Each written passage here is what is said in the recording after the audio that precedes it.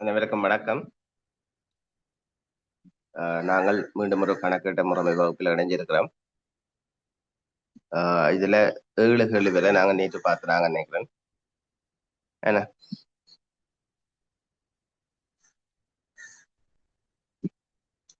Sorry 8 கேள்வியும் பார்த்துட்டோம். 9வது கேள்வியை பாருங்க.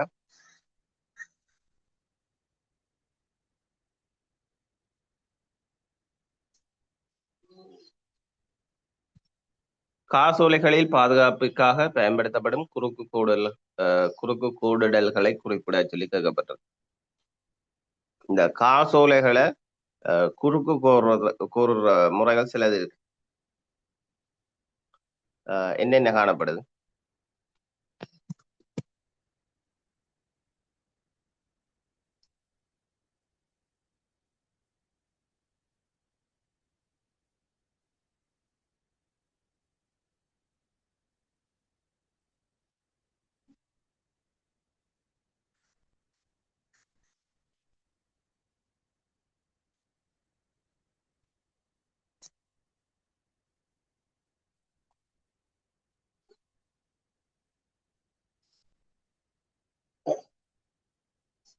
காசோலைகளின் பாதுகாப்பின் நோக்கம் கருதி சில குறுக்கு கூடுதல் முறைகள் பின்பற்றப்பட்டு வருது.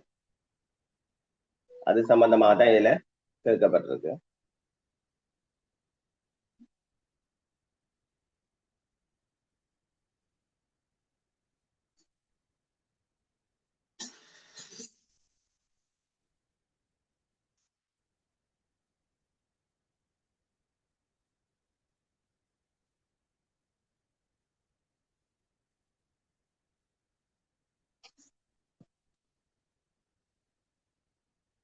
பார்க்க இல்லையா?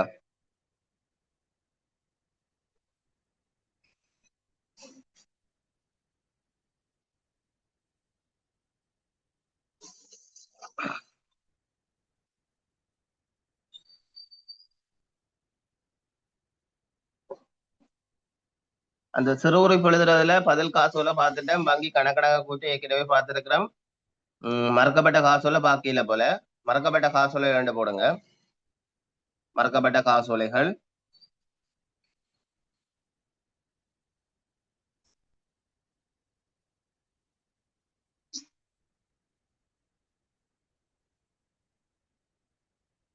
மறக்கப்பட்ட காசோலைகள்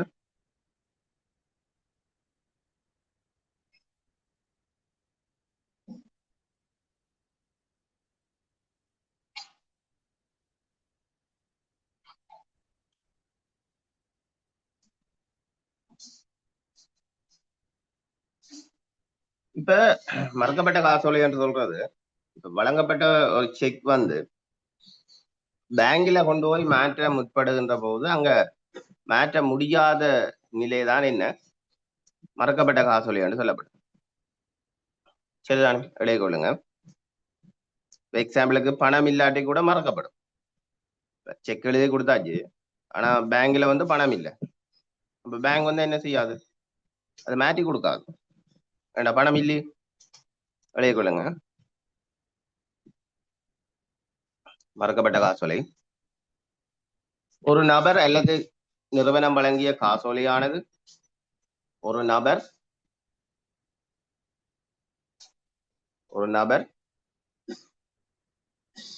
அல்லது நிறுவனம் வழங்கிய காசோலையானது வங்கியில் பணமாக மாற்றவோ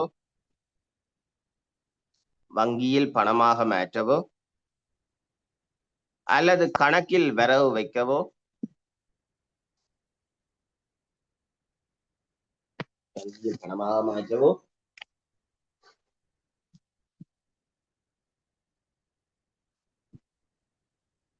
அல்லது கணக்கில்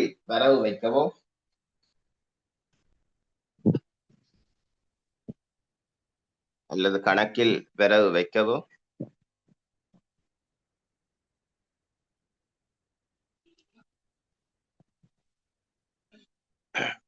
முடியாத சூழ்நிலை ஏற்படுமாயின் அது மறக்கப்பட்ட காசோலை ஆகும். முடியாத சூழ்நிலை ஏற்படுமாயின்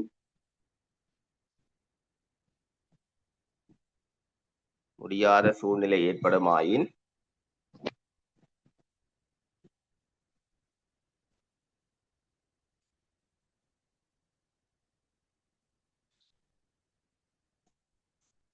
அது மறக்கப்பட்ட காசோலை ஆகும்.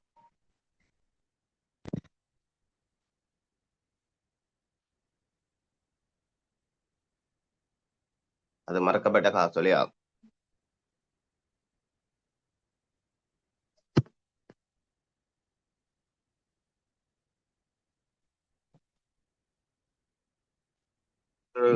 நோட்டா போட்டுக்கொள்ளுங்க. காசோலை மறக்கப்படுவதற்கான சில காரணங்கள். காசோலை மறக்கப்படுவதற்கான சில ஒன்று பேங்க்ல காசு இல்லாட்டியும் மறக்கப்படும். சிக்னேச்சர் வேறுபட்டிருந்தாலும் மறக்கப்படும். காலாவதியான காசோலையை கொண்டு போய் பேங்க்ல டிபாசிட் பண்ணாலும் மறக்கப்படும். எது மாதிரில தகவல்கள் பிழையா இருந்தாலும் மறக்கப்படும். அந்த செக் எழுதின அக்கவுண்ட் வந்து ஏற்கனவே மூடப்பட்டிருந்தாலும் மறக்கப்படும். என்ன எழுதி கொள்ளுங்க. காசோலை மறக்கப்படுவதற்கான காரணங்கள். காசோலை மறக்கப்படுவதற்கான காரணங்கள்: வங்கியில் போதிய பண இருப்பு இல்லாமை,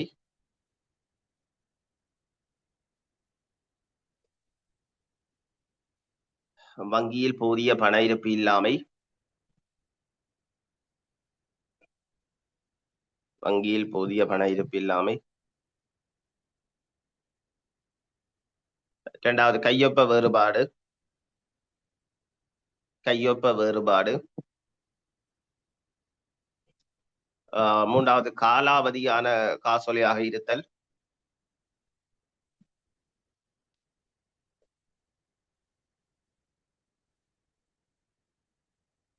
மூன்றாவது காலாவதியான காசோலையாக இருத்தல்.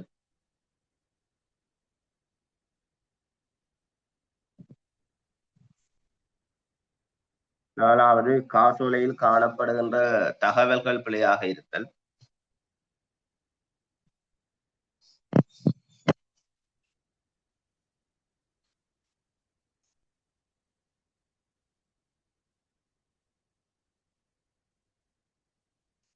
காசோலையில் காணப்படுகின்ற தகவல்கள் பிழையாக இருத்தல்.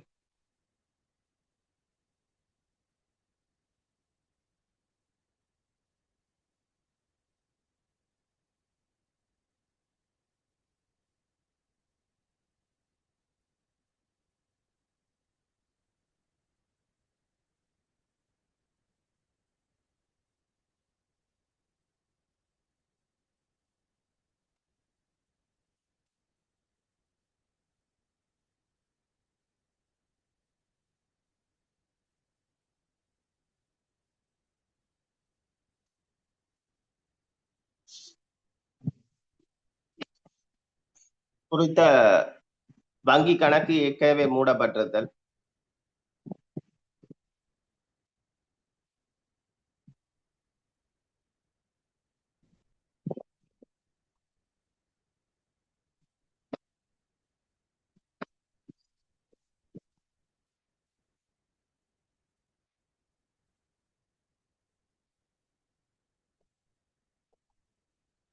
குறித்த வங்கி கணக்கு ஏற்கனவே மூடப்பட்டிருத்தல்.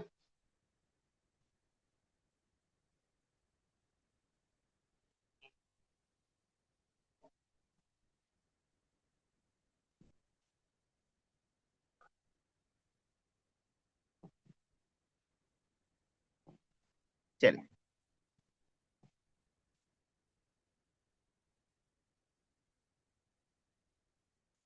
அடுத்த கேள்விக்கு வாங்க.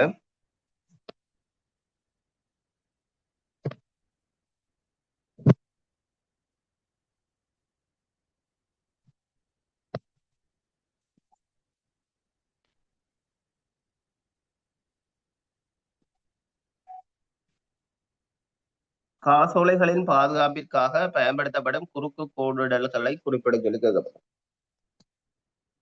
குறுக்கு கோடிடல்களை குறிப்பிட சொல்லி கேட்கப்பட்டது. என்னென்ன குறுக்கு கோடிடல் இருக்கு?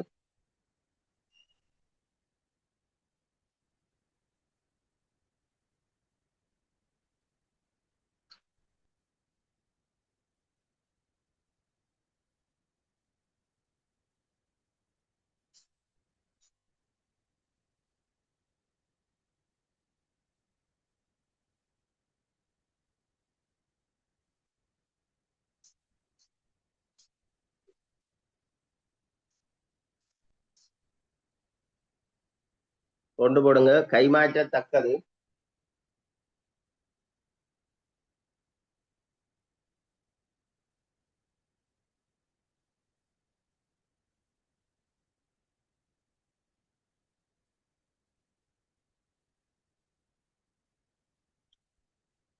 பெறுவோன் கணக்கு மட்டும். பெறுவோன் கணக்கு மட்டும்.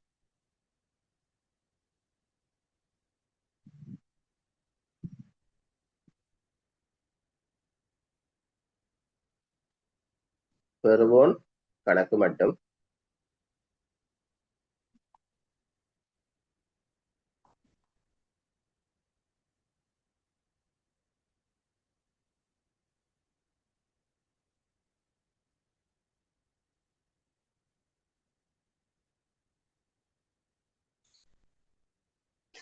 அடுத்தது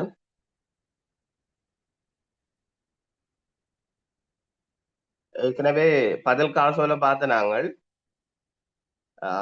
ஒரு பதில் காசோல என்னென்ன சந்தர்ப்பத்துல வழங்கப்படும் பார்த்திருக்கிறோம். பதில் காசோல வந்து என்னென்ன சந்தர்ப்பத்துல வழங்கப்படும்? பிரதானமே 3 சந்தர்ப்பம் இருக்கு. பதில் காசோல வழங்கப்படுற சந்தர்ப்பம் பிரதானமே 3 இருக்கு. என்னென்ன 20 பார்த்த நாங்கள். டேமேஜ் ஆயிருந்தா வழங்கப்படும், துளைஞ்சிருந்தா காணாம போயிருந்தா வழங்கப்படும், காசோலையில தவறு இருந்தா திருத்தி வழங்கப்படுவதற்காக பதில் காசோல வழங்கப்படும். இங்க பாருங்க, அடுத்த கேள்வி கேட்கிறான் என்னண்டா, இந்த பதில் காசோல வழங்கல் தொடர்பாக உள்ள விடயம். சரிதானே? பதில் காசோலைன்னா உடனே பதில் காசோலையை எழுதி கொடுப்பது கிடையாது. அது சில நடைமுறைகளை பின்பற்ற வேண்டிய தேவை இருக்கு. நிதி பிரமாணம் 392 படி பதில் காசோலை வரைகிற போது சில நடைமுறைகளை பின்பற்ற வேண்டும். அதான் கேட்கப்பட்டது. சரிதானே? எழுதிய கொள்ளுங்க. முதல் வந்து செக் பண்ணவன். செக் பண்ணி கொண்டு போனவன் பதில் காசோலை சொல்லி கேட்கிற போது உடனே வரைஞ்சு கொடுக்குற இல்லை. காசோடையும் பார்க்க வேணும், வங்கி பூச்சையும் பார்க்க வேணும். அந்த கொடுப்பனவு செய்யப்படவில்லைதான் என்பதை முதல் கன்ஃபார்ம் பண்ணித்தான் காசோலை திருப்பி வரைய வேணும். கொண்டு போடுங்க. காசீடு வங்கி கூற்று ஆகியவற்றை சரிபார்த்து காசீடு வங்கி கூற்று ஆகியவற்றை சரிபார்த்து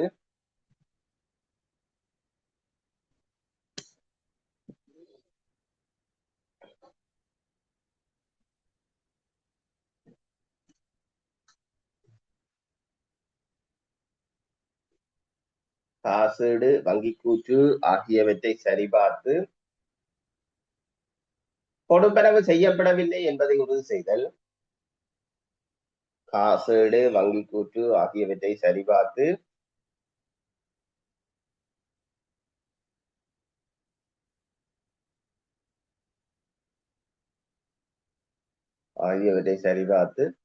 கொடுப்பனவு செய்யப்படவில்லை என்பதை உறுதி செய்தல்.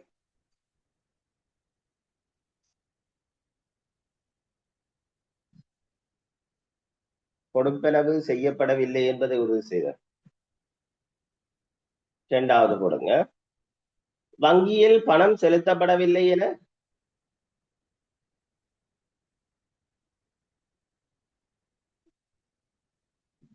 வங்கியில் பணம் செலுத்தப்படவில்லை என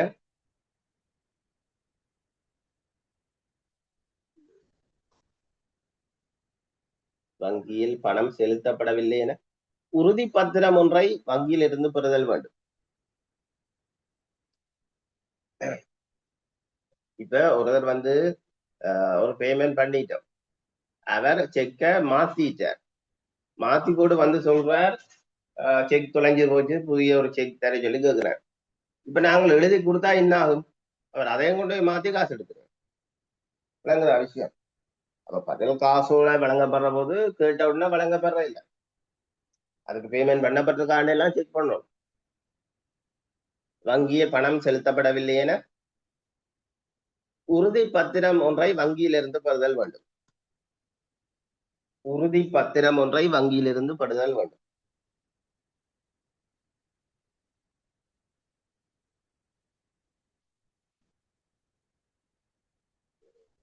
உறுதி பத்திரம் ஒன்றை வங்கியிலிருந்து பெறுதல் வேண்டும்.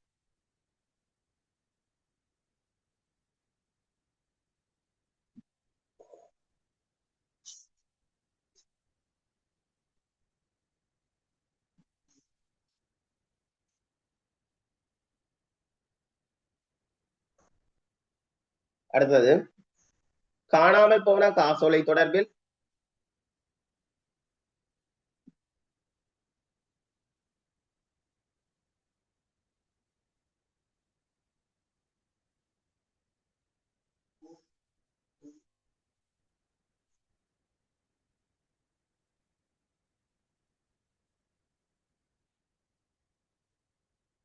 காணாமல் போன காசோலை தொடர்பில்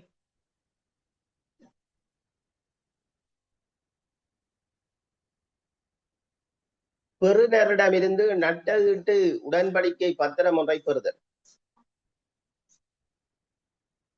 காணாமல் போன காசோலை தொடர்பில்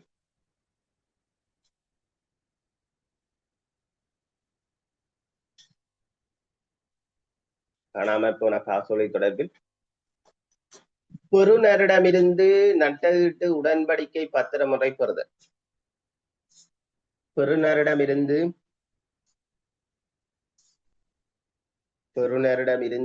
நட்டஈட்டு உடன்படிக்கை பத்திரம் ஒன்றை பெறுதல். நட்டஈட்டு உடன்படிக்கை பத்திரம் ஒன்றை பெறுதல்.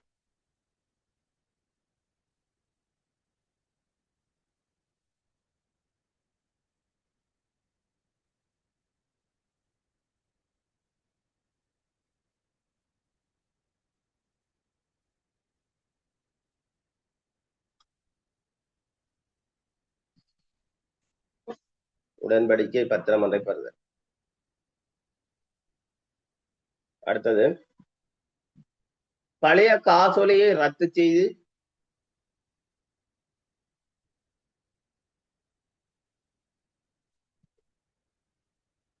பழைய காசோலையை ரத்து செய்து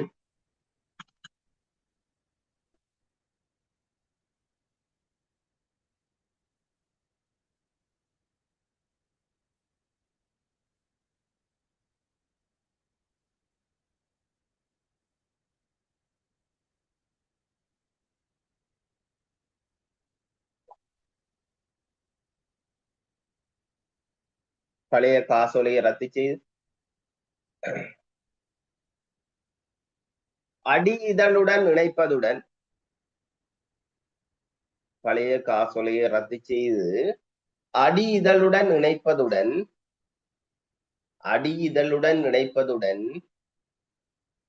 பழைய காசோலையை ரத்து செய்து அடி இதழுடன் இணைப்பதுடன் பதில் காசோலையின் இலக்கம் திகதி என்பவற்றை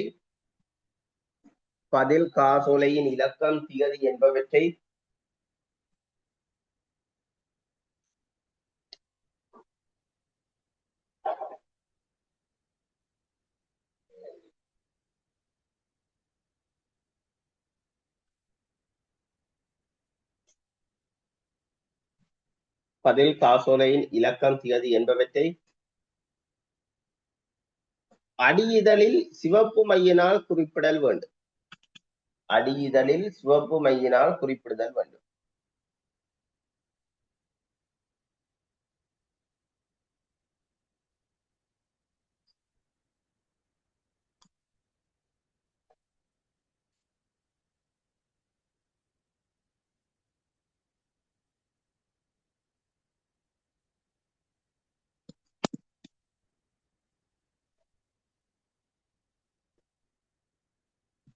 அடியிதழில் சிவப்பு மையினால் குறிப்பிடுதல் வேண்டும்.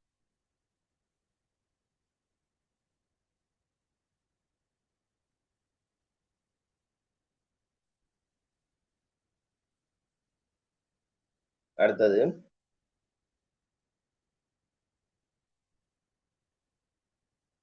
புதிய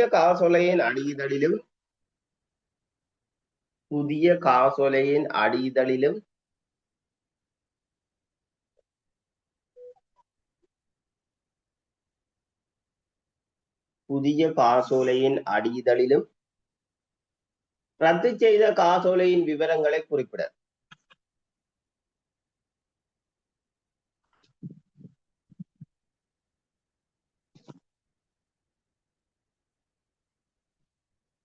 புதிய காசோலையின் அடியிதழிலும் ரத்து செய்த காசோலையின் விவரங்களை குறிப்பிட.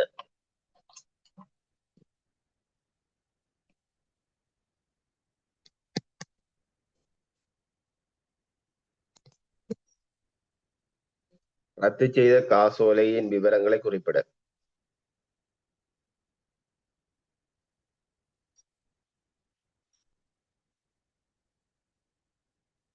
அடுத்தது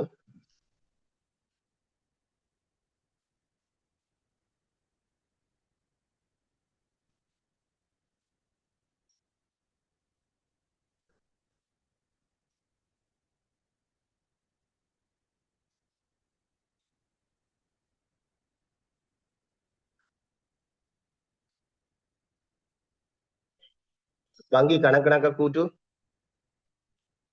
வங்கி கணக்கணக்க கூற்று. வங்கி கணக்கணக்க கூற்று.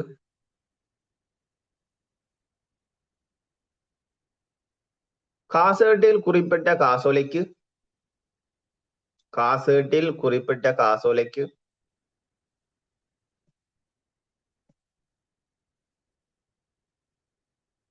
காசேட்டில் குறிப்பிட்ட காசோலைக்கு.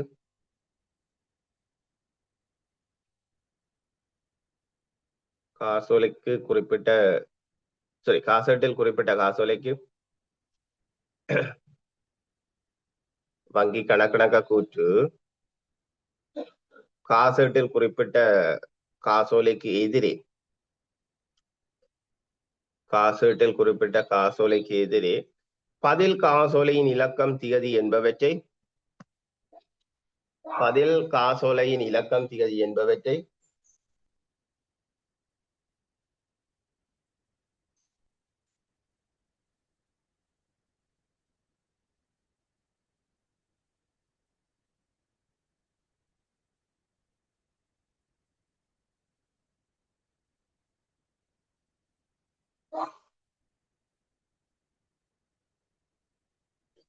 பதில் காசோலையின் இலக்கம் திகதி என்பவற்றை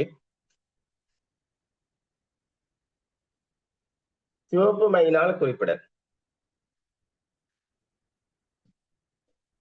சிவப்பு மையினால் குறிப்பிட.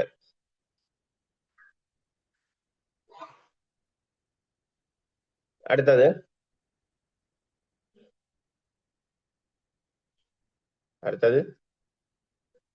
பதில் காசோலை எழுதும் திகதியில்.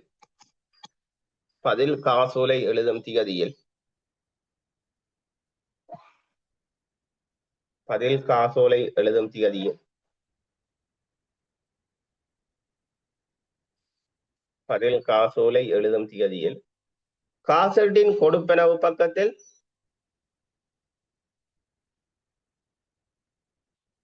பதில் காசோலை எழுதும் திகதியில் காசட்டின் கொடுப்பனவு பக்கத்தில். காசட்டின் கொடுப்பனவு பக்கத்தில் சிவப்பு மையினால் காசோலை எழுதப்படுவதற்கான காரணம். பதில் காசோலை எழுதும் திகதியில் காசட்டின் கொடுப்பனவு பக்கத்தில் சிவப்பு மையினால் காசோலை எழுதப்படுவதற்கான காரணம்.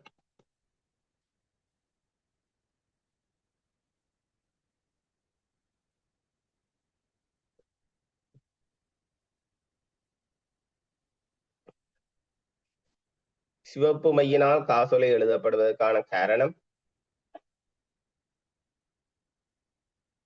தொகை என்பவற்றை குறிப்பிட. தொகை என்பவற்றை குறிப்பிட.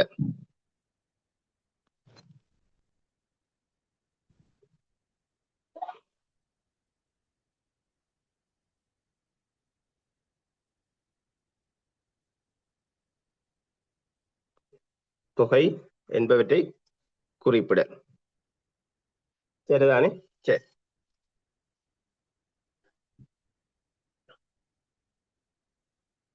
தொகை என்பவற்றை குறிப்பிட. அப்ப இதுல நீங்கள் விளங்கி வச்சிருக்க வேண்டியது பதில் காசோலை என்றா என்ன. பதில் காசோலை வழங்கப்படுற சந்தர்ப்பங்கள் இருக்கு. டேமேஜ் ஆகிறது, தொலைஞ்சு போறது, காசோலையில தவறு காணப்பட்டு அதை திருத்திக் கொள்றது.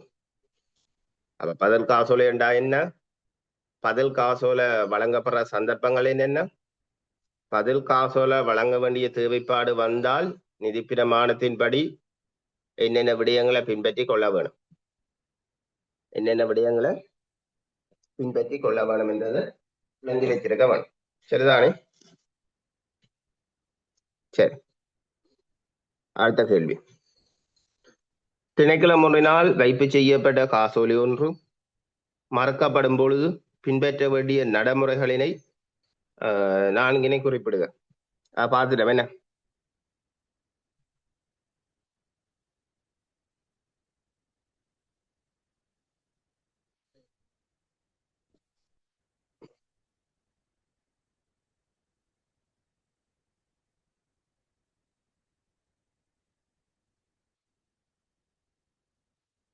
ஒரு ஹெடிங்கா போடுங்க.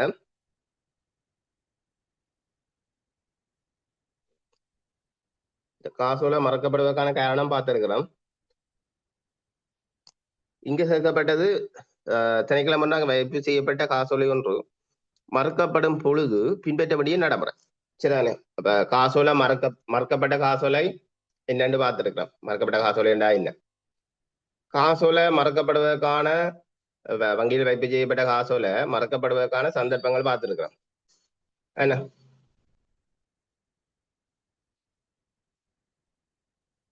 அடுத்தது இங்க சொல்லப்பட்டிருக்கு, அப்படி காசோலை மறக்கப்பட்டா என்ன நடைமுறையை பின்பற்றுவீங்க? என்ன நடைமுறையை பின்பற்றுவீங்க? சரிதானே? எழுதி கொள்ளுங்க. வங்கியால் மறக்கப்பட்ட காசோலை தொடர்பில் எடுக்கப்பட வேண்டிய நடவடிக்கை கொண்டு போடுங்க. ஒன்று காசோலை மறக்கப்பட்டதெல்லாம் அப்ப கொண்டு போடுங்க.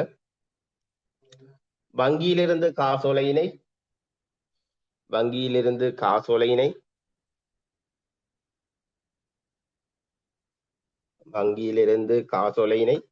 தகுந்த பாதுகாப்பில் வைத்தல்.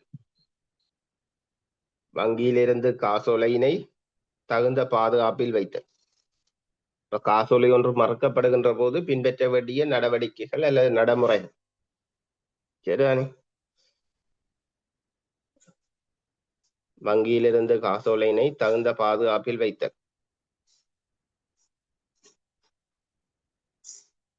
இரண்டாவது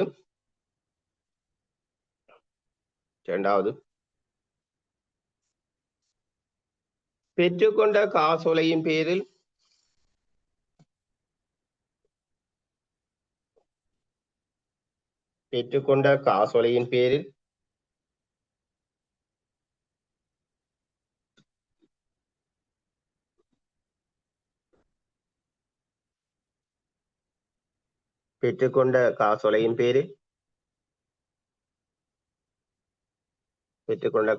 பேரில் ஏதேனும் சேவை அல்லது பொருள் வழங்கல் நிறைவேற்றப்பட்டிருப்பின் பெற்றுக்கொள்ளப்பட்ட காசோலையின் பேரில்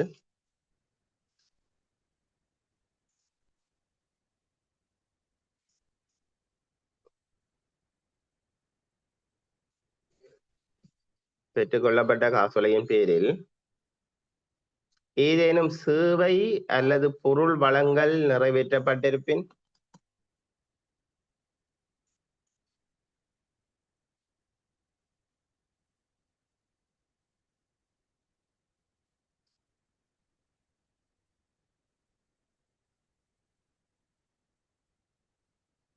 கொண்ட காசோலையின் பேரில் ஏதேனும் சேவை அல்லது பொருள் வழங்கல் நிறைவேற்றப்பட்டிருப்பின்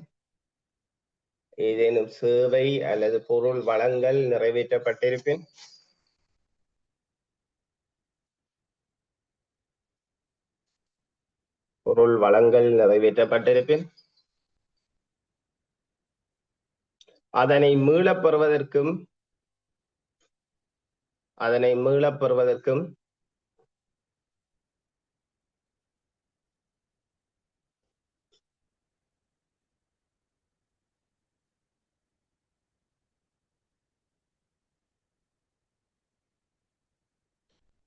மீளப் பெறுவதற்கும் நிறைவேற்றப்படவிருப்பின் அதனை உடன் நிறுத்துவதற்கும் பெற்றுக்கொண்ட காசோலையின் பேரில் ஏதேனும் சேவை அல்லது பொருள் வழங்கல் நிறைவேற்றப்பட்டிருப்பின் அதனை மீளப் பெறுவதற்கும்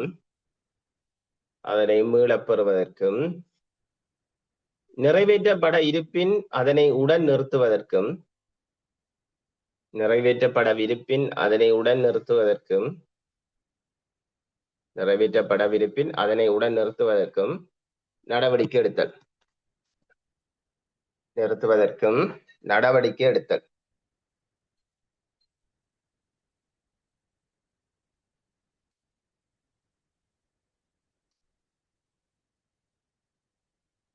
நடவடிக்கை எடுத்தல். அடுத்தது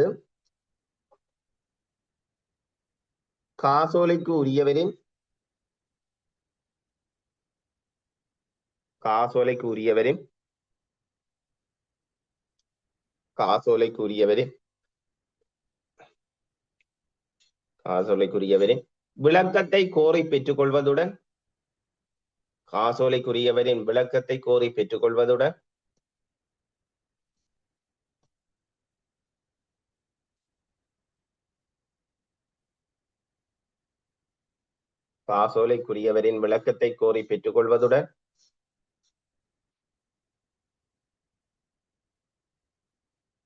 அவ்விளக்கத்துடன் திரைசேரிக்கு அறிவித்தல் வேண்டும். காசோலைக்கு உரியவரின் விளக்கத்தினை கோரி பெற்றுக்கொள்வதுடன் அவ்விளக்கத்துடன் திரைசேரிக்கு அறிவித்தல் வேண்டும்.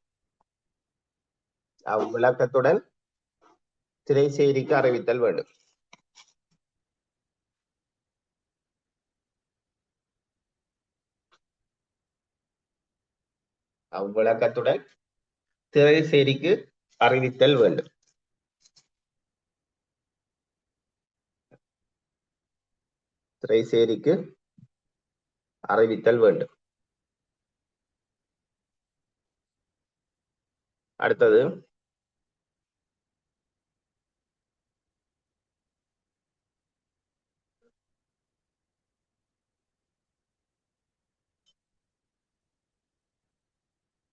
குறிப்பிட்ட காசோலை அரச நிறுவனம் ஒன்றிடமிருந்து பெற்றுக்கொள்ளப்பட்டிருப்பின்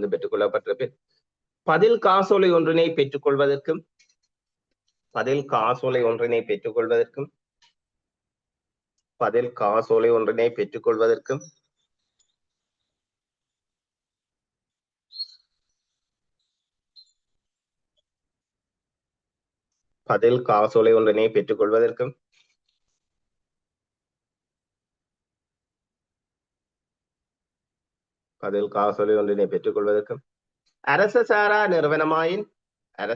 நிறுவனமாயின்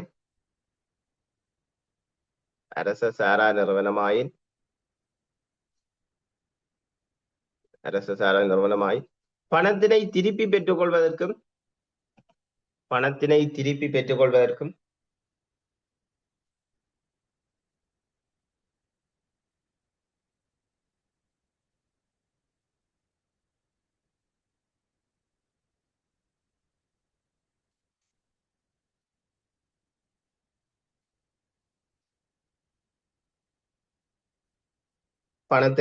பெற்றுக்கொள்வதற்கும்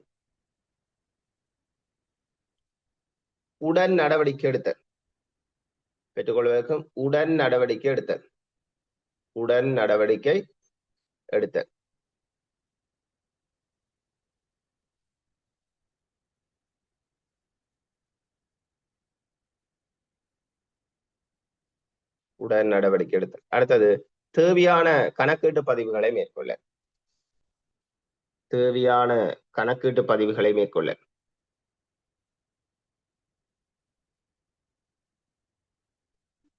தேவையான கணக்கீட்டு பதிவுகளை மேற்கொள்ள.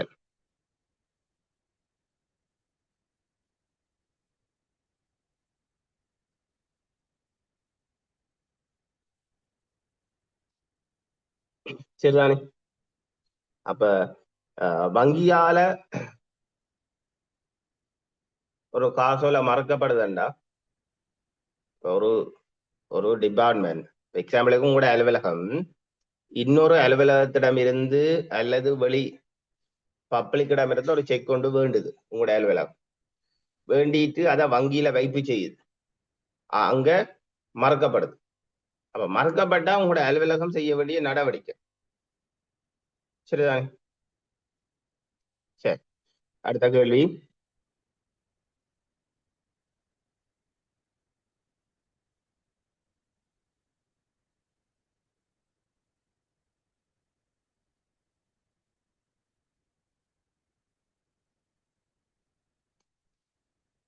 அப்ப இது என்ன? திணைக்கள முறையினால் வைப்பு செய்யப்பட்ட காசோலை ஒன்று மறுக்கப்படும் பொழுது பின்பற்ற வேண்டிய நடைமுறைகள் 4 குறிப்பிடுக.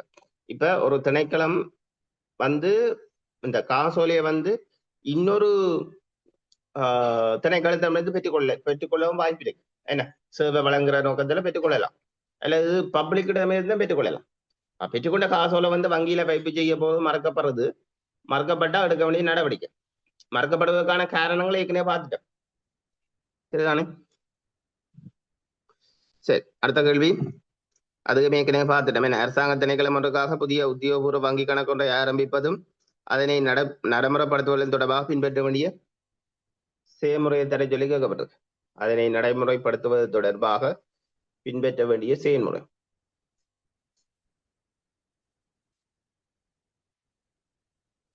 ஏற்கனவே பார்த்துட்டேன். அது நிதி பிரமாணம் 381 பிரகாரம். அடுத்த கேள்வி 13வது. வங்கி கணக்கணக்க கூட்டினை தயாரிக்கும் போது உம்மால் கருத்தில் கொள்ள வேண்டிய 3 காரணிகள்.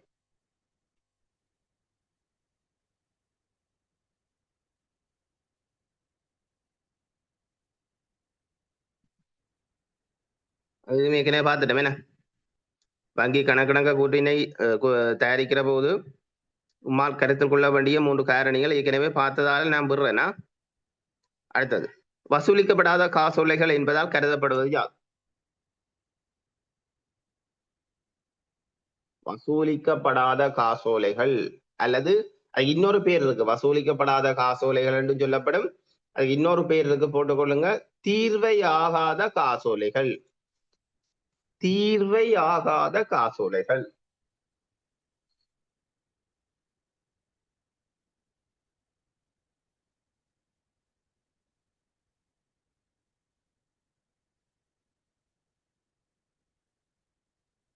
தீர்வை ஆகாத காசோலைகள். தீர்வை ஆகாத காசோலைகள்.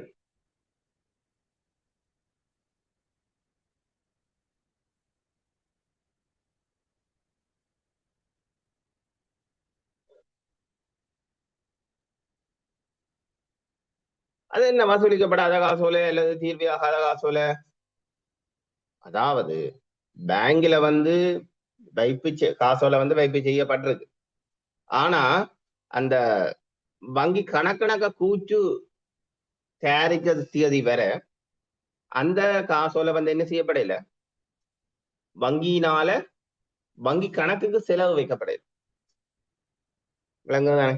செக் பேங்க்ல கொடுத்தாலும் அது செலவு வைக்கப்படும். பேங்க் வந்து வங்கி கணக்குல செலவு வைக்கப்படும். ஆனா வங்கி கணக்கணக்க கூட்டி செய்யற காலம் வரையும் அது செலவு வைக்கப்பட இல்லை. அதுதான் சொல்றது வசூலிக்கப்படாத காசோலை. எழுதி கொள்ளுங்க. இப்ப பாக்குறது 14வது கேள்வியா? 14.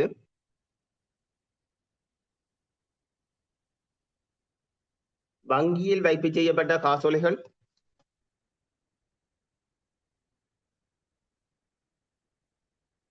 வங்கியில் வைப்பு செய்யப்பட்ட காசோலைகள்.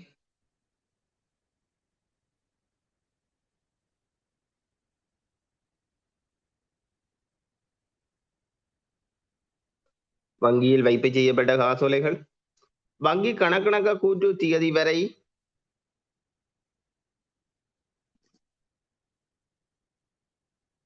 வங்கியில் வைப்பு செய்யப்பட்ட காசோலைகள்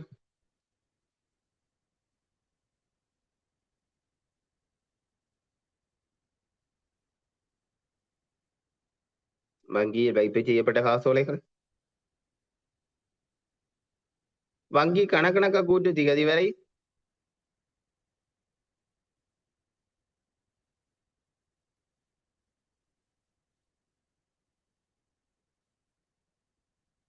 வங்கி கணக்கணக்க கூற்று திகதி வரை வங்கி கணக்கணக்க கூற்று திகதி வரை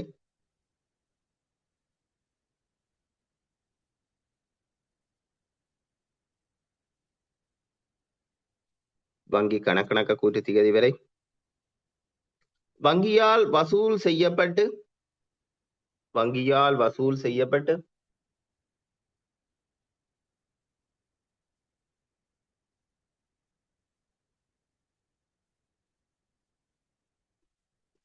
வங்கியால் வசூல் செய்யப்பட்டு வங்கி கணக்குக்கு செலவு வைக்கப்படாமல் வங்கி கணக்குக்கு செலவு வைக்கப்படாமல்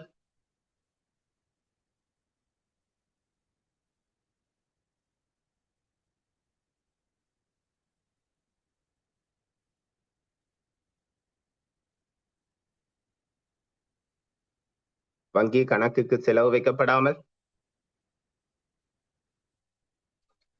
வங்கி கணக்குக்கு செலவு வைக்கப்படாமல் செலவு வைக்கப்படாமல் இருந்தால் செலவு வைக்கப்படாமல் இருந்தால் செலவு வைக்கப்படாமல் இருந்தால் அவை வசூலிக்கப்படாத காசோலை எனப்படும் இருந்தால் அவை வசூலிக்கப்படாத காசோலை எனப்படும் அவை வசூலிக்கப்படாத காசோலை எனப்படும் திருப்பி சொல்றேன் பாருங்க வங்கியில் வைப்பு செய்யப்பட்ட காசோலைகள் வங்கி கணக்கணக்க கூற்று திகதி வரை வங்கியால் வசூல் செய்யப்பட்டு வங்கி கணக்கில் செலவு வைக்கப்படாமல் இருந்தால் அவை வசூலிக்கப்படாத காசோலை எனப்படும் அல்லது தீர்வையாகாத காசோலை எனப்படும் அல்லது தீர்வையாகாத காசோலை எனப்படும்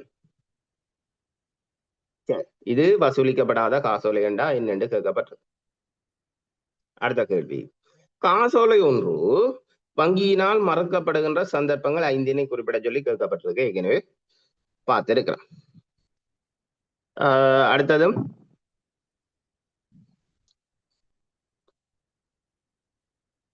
16 ஏற்கனவே பார்த்துட்டோம். 2வது கையொப்பமிடுபவர் தொடர்பாக ஏற்கனவே பார்த்திருக்கிறோம். அடுத்தது 17 வங்கி கணக்கணக்க கூட்டு தயாரிப்பில் வங்கி கணக்கு கூட்டு மீதிக்கும் காசு புத்தக மீதிக்கும் இடையிலான வேறுபாடுக்கான காரணங்கள் 5.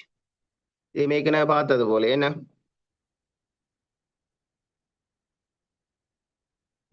4வது கேள்வியில பார்த்துட்டோம். என்ன வங்கி கணக்கணக்க கூட்டு தயாரிப்பில் வங்கி கணக்கு கூட்டு மீதிக்கும் காசு புத்தக மீதிக்கும் இடையிலான வேறுபாட்டுக்கான காரணங்கள் 5. ஏற்கனவே 6க்கு மேல பார்த்துருக்கிறோம். அதே போல காசோலை ஒன்றில் குறிப்பிடப்பட வேண்டிய முக்கிய விடயங்களும் பார்த்திருக்கிறோம். நாளை என்ன ஒரு காசோலையில என்னென்ன விடயங்கள் குறிப்பிடப்பட்டிருக்கு.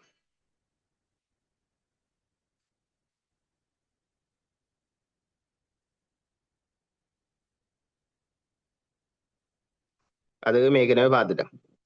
இந்த வங்கி கூற்றண்டா என்னன்னு பார்க்கல. என்ன வங்கி கூற்றண்டால் என்னன்னு பார்க்க இல்லை. போட்டுக்கொள்ளுங்க வங்கி கூற்று சிறு உறுப்பில கேட்கப்படலாம்.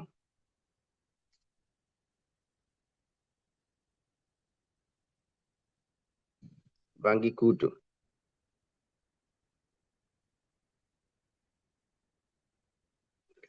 சிம்பிள். வங்கி கூற்றண்டா பேங்க்ல நடைமுறை கணக்கு வச்சிருக்கிற வாடிக்கையாளர்களுக்கு பேங்கால ஒவ்வொரு மாதமும் அந்த கணக்குல செய்யப்பட்ட வரவு செலவு பதிவுகளை தொகுத்து அனுப்புற ஒரு கூற்று தானே என்ன வங்கி கூற்று. ஒவ்வொரு மாத எண்டிலையும் வேறு எழுதி கொள்ளுங்க. வங்கி கூற்று போட்டு எழுதுங்க. வங்கியில் நடைமுறை கணக்கு வைத்திருக்கும் வாடிக்கையாளருக்கு வங்கியில் நடைமுறை கணக்கு வைத்திருக்கும் வாடிக்கையாளருக்கு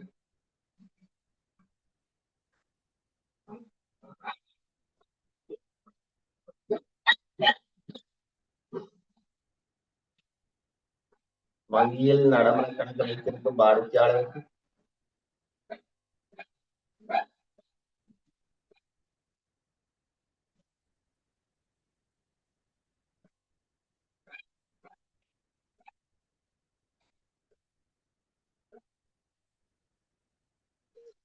வங்கியில் நடைமுறை கணக்கு வைத்திருக்கும் வாடிக்கையாளருக்கு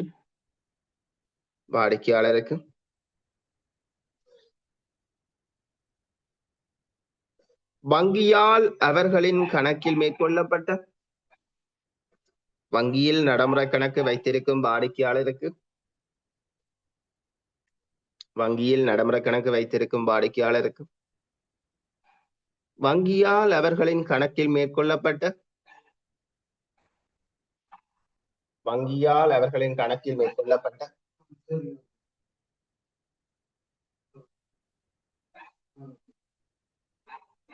வெயிட் பண்ணுங்க வரேன்.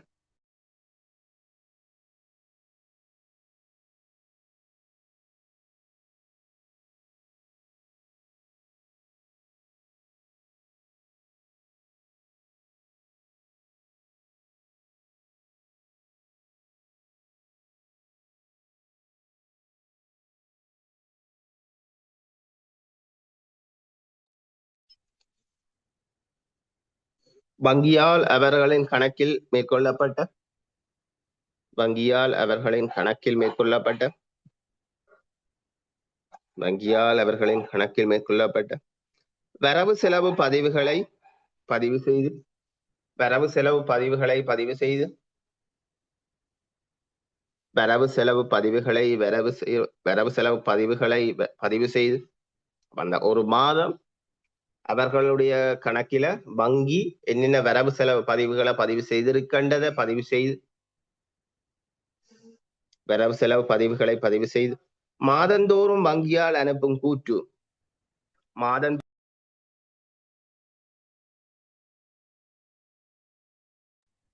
மாதந்தோறும் வங்கியால் அனுப்பும் கூற்று மாதந்தோறும் வங்கியால் அனுப்பும் கூற்று வங்கி கூற்று எனப்படும். சரிதானே? மாதந்தோறும் வங்கியால் அனுப்பும் கூற்று வங்கி கூற்று எனப்படும். சில இடங்கள்ல உங்களுக்கு இப்படி ஒரு கேள்வி கேட்கப்படலாம், வங்கி கூற்றுல உள்ளடக்கி இருக்கிற விடயங்கள். சரிதானே? வங்கி கூற்று ஒன்றில வங்கியினால் அனுப்பப்படுகின்ற வங்கி கூற்று ஒன்றில் உள்ளடக்கப்படும் விடயங்கள். இல்ல வேற வேறையா? இப்ப ஒரு திணைக்களம் அல்ல திணைக்களம்டா திணைக்களத்துக்குள்ள இருக்கிற அலுவலங்களா இருக்கலாம், அமைச்சுக்களா இருக்கலாம், அல்லது தனி நபரா இருக்கலாம், அல்லது தனியார் கம்பெனிகளா இருக்கலாம், தனியார் நிறுவனங்களா இருக்கலாம். பேங்க்ல வந்து நடைமுறை கணக்கு வச்சிருந்தா செக் புக் கொடுப்பாங்க. சரிதானே? நடைமுறை கணக்கு வச்சிருந்தா இப்ப எக்ஸாம்பிளுக்கு இப்ப நாங்கள் எல்லாரும் வச்சிருக்கிறது சேவிங் அக்கௌண்ட். என்ன பேங்க்ல சேவிங் அக்கௌண்ட் வச்சிருப்போம். அதே போல நடைமுறை கணக்குன்ற ஒரு கணக்கு இருக்கு. நடைமுறை கணக்கு வச்சிருந்தா தான் காசோலை புத்தகம் கொடுப்பாங்க. இப்ப ஒரு திணைக்களத்தால ஒரு நடைமுறை கணக்கு வச்சிருக்க ஒரு பேங்க்ல நடைமுறை கணக்கு வச்சிருக்காங்க. அப்ப அந்த திணைக்களம் என்ன செய்யும்? ஒவ்வொரு மாதமும் செய்யப்படுற கொடுப்பனவுகளை காசுல பதிவு செய்யும், இல்ல கேஷ் புக்ல பதிவு செய்யும். சரி, அந்த நடைமுறை கணக்கில என்னென்ன விஷயங்கள் செய்யப்படுதுன்றது பேங்கும் ஒவ்வொரு அக்கௌண்ட்டும் வச்சிருக்கு. ஒவ்வொரு கஸ்டமருக்கும் ஒவ்வொரு அக்கௌண்ட் வச்சிருக்கு. இப்ப நாங்கள் வச்சிருக்கிற சேவிங் அக்கௌண்ட்டுக்கு பேங்க் வந்து ஒவ்வொரு கஸ்டமருக்கும் ஒவ்வொரு அக்கௌண்ட் வச்சிருக்கு. என்ன இப்ப நாங்கள் போய் கேட்டா எங்களோட என்ஐசி நம்பரை கொடுத்தா கடந்த ஒரு 5 நாள்ல செய்யப்பட்ட நடவடிக்கையை பார்த்து சொன்னா அவங்க பார்த்து சொல்லுவாங்க. விளங்குதானே? அப்ப பேங்கும் வந்து என்ன செய்யும்? நடைமுறை கணக்கு ஒவ்வொரு கஸ்டமருக்கும் அக்கௌண்ட் வச்சிருக்கு. அப்ப ஒவ்வொரு மாத முடிவிலையும் என்ன செய்யும் என்றால், எக்ஸாம்பிளுக்கு ஏ என்ற ஒரு திணைக்களம் பிஓசி பேங்க்ல அக்கௌண்ட் வச்சிருக்கா, பிஓசி பேங்க் என்ன செய்யும்னா ஏ என்ற திணைக்களத்துக்கு இவர்கள் அவர்களுடைய கணக்கில அந்த மாதத்தில வரவு வைக்கப்பட்ட செலவு வைக்கப்பட்ட விடயங்கள் இருக்குமல்லோ, அதை உள்ளடக்கி ஒவ்வொரு மாதமும் அனுப்பும். அந்த திணைக்களத்துக்கு அனுப்பும். அந்த பேங்க் அனுப்புறதுதான் வங்கி கூற்று. பேங்க் அனுப்புறது வங்கி கூற்று. நாங்கள் அந்த திணைக்களம் என்ன செய்யும்? காசேடு பதிஞ்சு வச்சிருப்பாங்க.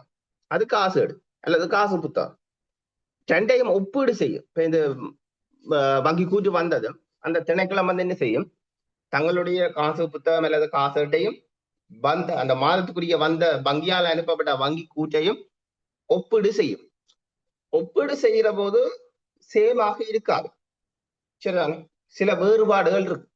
அப்படி வேறுபாடுகள் இருக்கிற சந்தர்ப்பத்துல அந்த வேறுபாட்டை சரி செய்யறதுக்காக திணைக்களம் தயாரிச்சு கொள்ற கூற்று தான் என்ன, வங்கி கணக்கிணக்க கூற்று.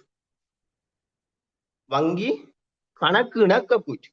அதை நீங்க பிரிச்சு பாருங்க, வங்கி கணக்கு இணக்க கூற்று. அந்த வேறுபடுறதால அதை இணங்க செய்யறதுக்காக தயாரிக்கப்படுற கூற்று தான் என்ன, வங்கி கணக்கிணக்க கூற்று. அப்ப வங்கி கூற்று வங்கியால அனுப்பப்படுறது, வங்கி கணக்கிணக்க கூற்று திணைக்களத்தால தயார் செய்யப்படுறது. காசு புத்தக மீதியையும் வங்கி கூற்றையும் ஒப்பீடு செய்து எப்படியுமே அது சில தொகையில மாற்றங்கள் கண்டிப்பாக இருக்கு, சரிதானே? அப்ப வங்கி கூற்று வேற, வங்கி கணக்கு கூற்று வேற. அப்ப வங்கி கூற்று வெளியிட்டு இப்ப விளங்கிட்டுதான் வங்கி கணக்கு கூற்று மற்றும் வங்கி கூற்று இரண்டும் ஒன்றாண்டு கேட்டு இருக்கீங்க, விளங்கிட்டு தானே? ஓகே. இப்ப வங்கி கூற்றுல என்னென்ன விஷயம் உள்ளடங்கி, சரிதானே? வங்கி கூற்றுக்கு வேற விளக்கணம் பார்த்தனாங்கல்ல. அப்ப வங்கி சம்டைம் உங்கள்கிட்ட கேட்கலாம், வங்கி கூற்று என்பதை விளக்கி வங்கி கூற்றில் உள்ளடக்கி இருக்கிற விடயங்கள் 2 தர சொல்லி சும்மா கேட்கலாம்.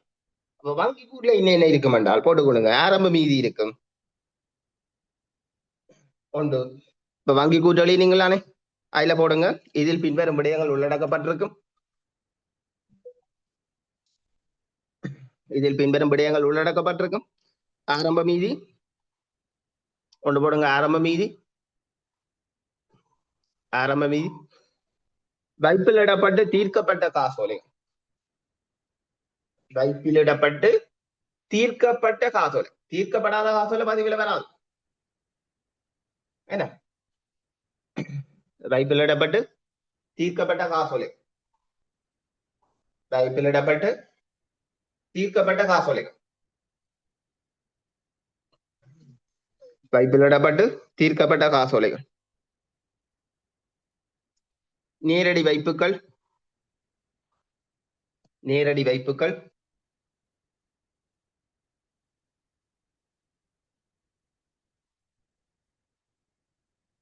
நேரடி வைப்புகள், நேரடி வைப்புகள், நிலையான கட்டளை கொடுப்பனவுகள், நிலையான கட்டளை கொடுப்பனவுகள்,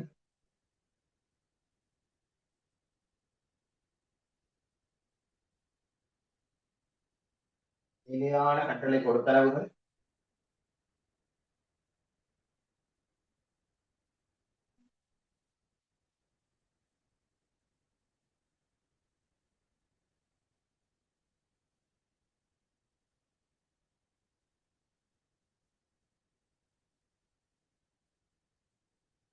நிலையான கட்டளை கொடுப்பனவுகள், வங்கி வசூலித்த வட்டி பங்கு லாபங்கள், வங்கி வசூலித்த வட்டி பங்கு லாபங்கள், வங்கி வசூலித்த வட்டி பங்கு லாபங்கள்,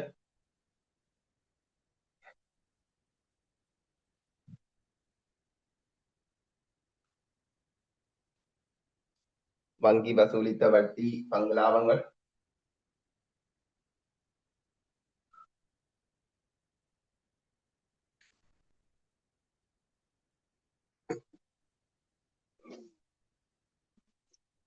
காசோலை புத்தக கட்டணம், காசோலை புத்தக கட்டணம், காசோலை புத்தக கட்டணம், காசோலை புத்தக கட்டணம்,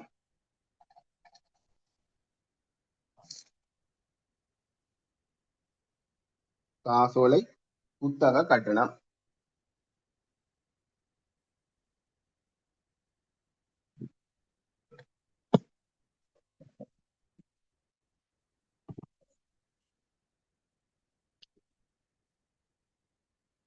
காசோலை புத்தக கட்டணம், சரிதான்? சரி, பார்த்த விஷயத்திற்கா திருப்பி சொல்லி போட்டு அடுத்த போகலாம்.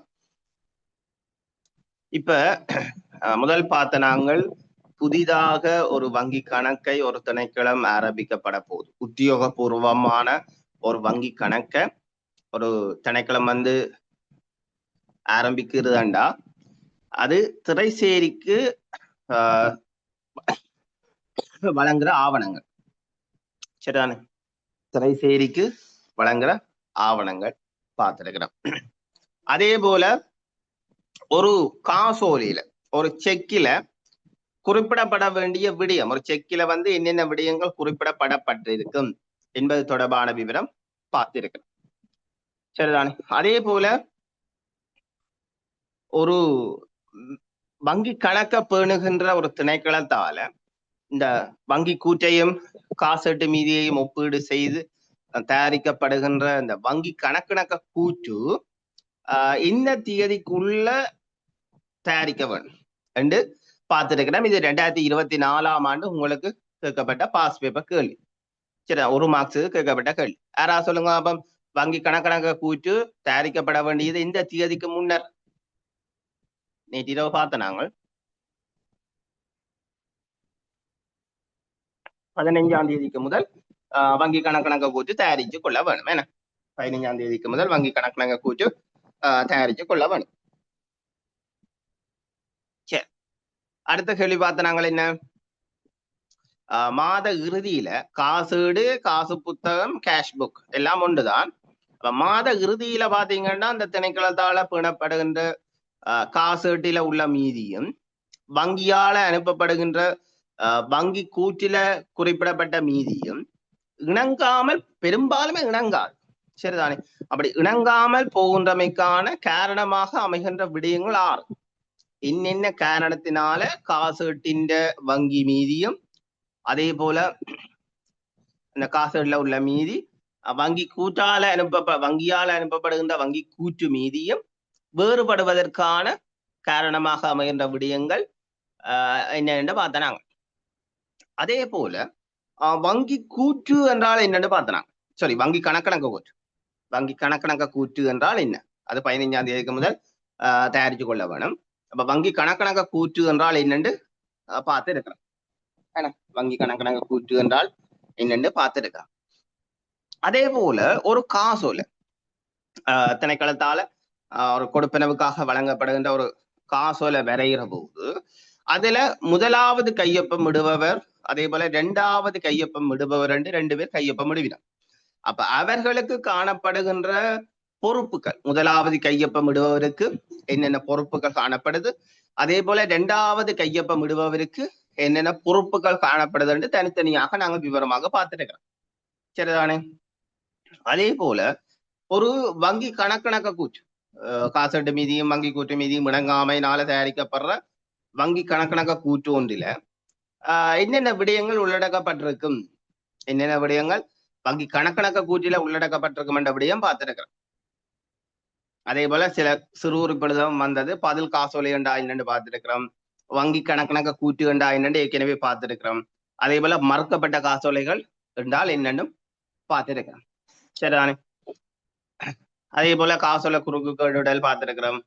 பதில் காசோலை வழங்குற சந்தர்ப்பங்கள் என்னென்ன சந்தர்ப்பத்துல பதில் காசோலை, அது இதுல கொஸ்டினா இல்ல, பதில் காசோலை என்னென்ன சந்தர்ப்பத்துல வழங்கப்படும் என்றும் பார்த்தனாங்க.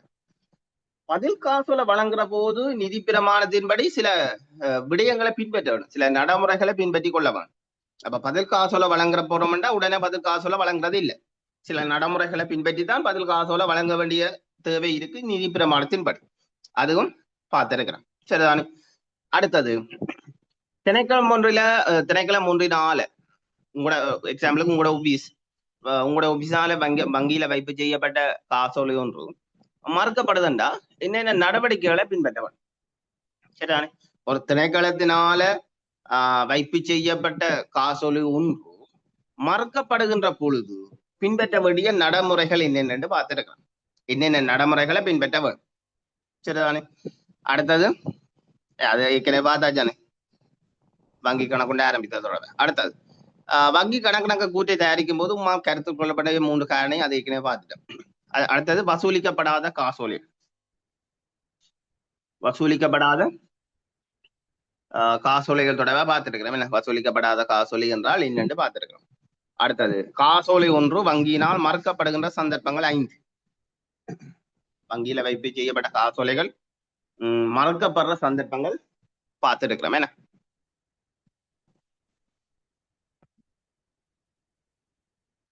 மறக்கப்படுகின்ற சந்தர்ப்பங்கள் பார்த்திருக்கோம். அடுத்தது அரசாங்க கணக்கொன்றுக்காக எழுதப்படும் காசோலையில் 2வது கையொப்பமிடுவர் அதுவும் பார்த்துட்டோம். என்ன அடுத்தது வங்கி கணக்கு கூச்சு தயாரிப்பில் வங்கி கணக்கு கூச்சுக்கும் மீதிக்கும் காசு காரணம் 2 மீதிக்கும் வேறுபடுவதற்கான காரணம் பார்த்துருக்கிறோம்.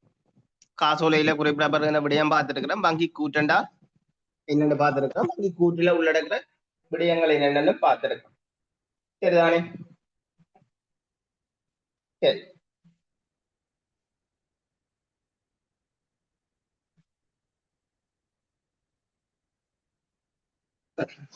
சில இன்னும் இது பாசிட்டிவ் கேள்வி. இதை விட இன்னும் 2-3 எக்ஸ்ட்ராவா பார்க்கணும்.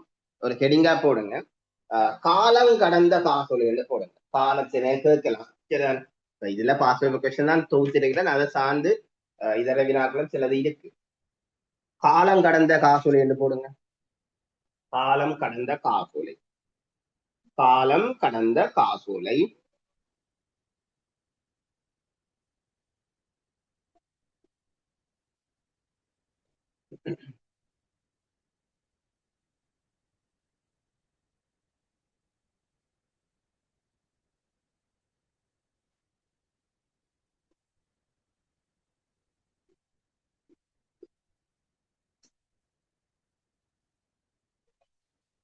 காலம் கடந்த காசோலை. ஒரு காசோலையிட்ட பொதுவான மணி நாட்கள் செல்லுபடி காசோலையின் செல்லுபடி காலம் சாதாரணமாக எவ்வளவு? ஒரு செக்கின் செல்லுபடி காலம் எஸ் ஒரு காசோலையின் பொதுவான செல்லுபடி காலம் என்பது 30 நாட்கள். 30 நாட்கள். சரி, அப்ப அந்த 30 நாட்களுக்கு பின்னர் என்ன செய்யப்படணும்? 30 நாளுக்கு பின்னர் அது காலம் கடந்த காசோலை. விளைய கொள்ளுங்க. காசோலை திகதியிலிருந்து காலம் கடந்த காசோலை என்று போட்டு எழுதுங்க.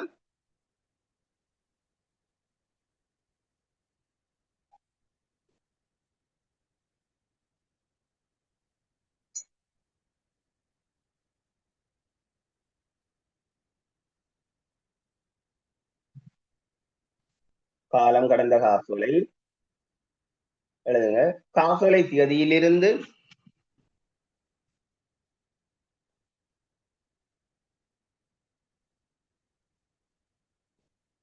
காசோலை திகதியிலிருந்து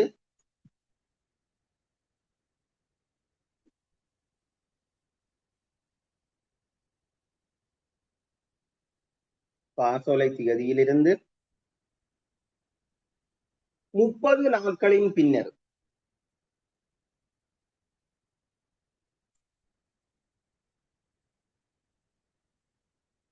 இப்ப காசோலை திகதியிலிருந்து 30 நாளைக்கு பின்னர் அது காலம் கடந்த காசோலை. ஏன்னா காலம் கடந்த காசோலை. அதே போல இந்த அப்படி காலம் கடந்துட்டு இருந்தா கால நீடிப்பு செய்யப்பட்டு காசோலை வழங்கப்படும் தானே. கால நீடிப்பும் செய்யலாம். அப்படி நீடிப்பு செய்யப்பட்டால் நீடிப்பு செய்யப்பட்ட காலப்பதிக்கு பிறகும் அது மாற்றப்படலைன்னா அதுவும் காலம் கடந்த காசோலை. சரிதானே? விளைய கொள்ளுங்க. காசோலை திகதியிலிருந்து 30 நாட்களின் பின்னரும்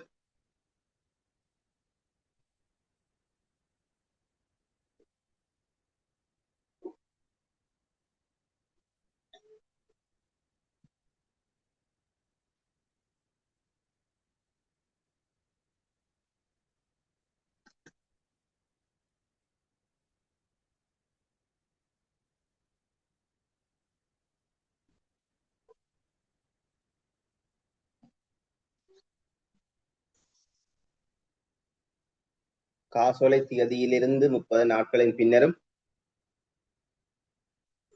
காசோலையின் செல்லுபடி காலத்தை நீடித்த திகதியிலிருந்து காசோலையின் செல்லுபடி காலத்தை நீடித்த திகதியிலிருந்து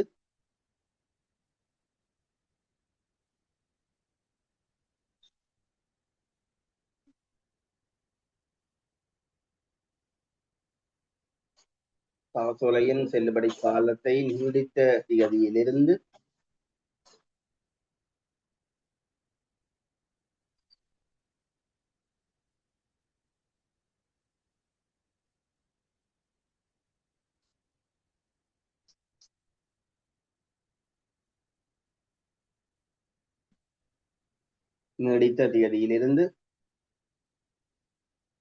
காசோலையின் செல்லுபடி காலத்தை நீடித்த தேதியிலிருந்து 30 நாட்களின் பின்னர்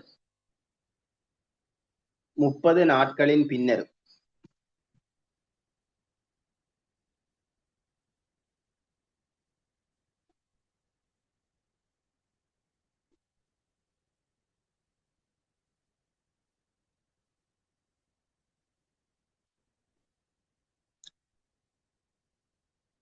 30 நாட்களின் பின்னர்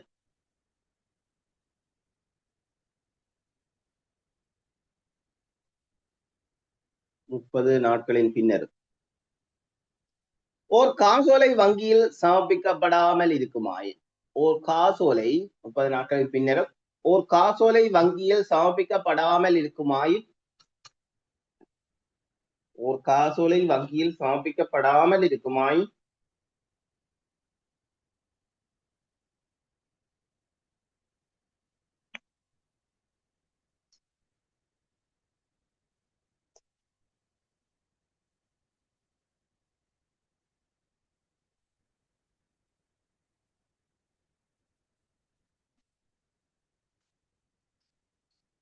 ஓர் காசோலை வங்கியில் சமர்ப்பிக்கப்படாமல் இருக்குமாயின்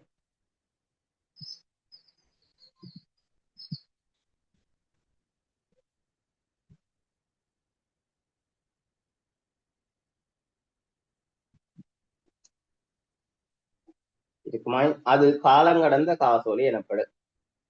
அது காலங்கடந்த காசோலை எனப்படும்.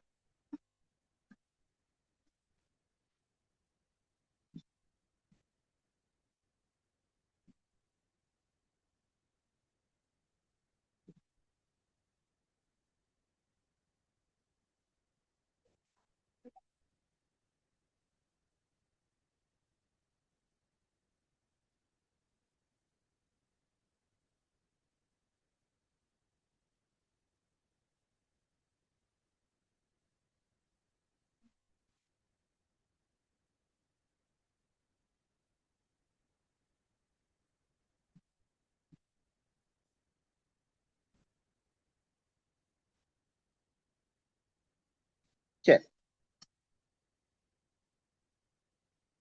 இப்ப சில இடங்கள்ல உங்களுக்கு இப்படி ஒரு கேள்வி கேட்கப்படலாம். காலங்கடந்த காசோலை தொடர்பில எடுக்கப்பட வேண்டிய நடவடிக்கை. காலங்கடந்த காசோலை தொடர்பில எடுக்கப்பட வேண்டிய நடவடிக்கை. அது ஒரு கேள்வியாக போட்டுக் கொள்ளுங்க. சரிதானே? காலங்கடந்த காசோலைகள் தொடர்பாக காலம் கடந்த காசோலைகள் தொடர்பாக காலம் கடந்த காசோலைகள் தொடர்பாக எடுக்கப்பட வேண்டிய நடவடிக்கைகள்.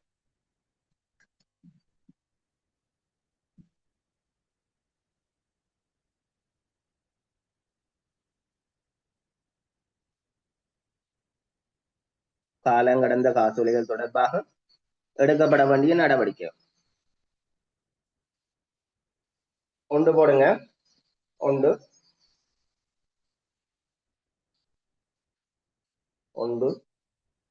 காலம் கடந்த காசோலைகள் ஈட்டில் பதிதல். ஒன்று காலம் கடந்த காசோலைகள் ஈட்டில் பதிதல்.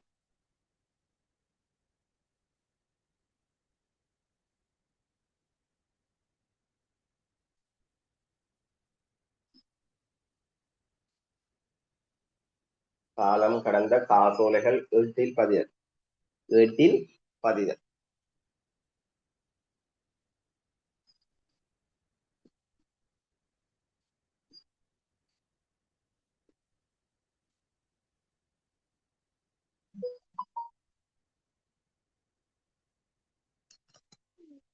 காலம் கடந்த காசோலைகள் ஈட்டில் பதிதல்.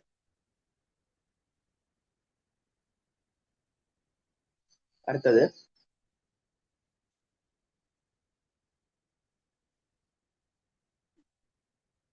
இரண்டாவது போடுங்க. செல்லுபடி காலத்தை நீடித்து வழங்குவதற்காக செல்லுபடி காலத்தை நீடித்து வழங்குவதற்காக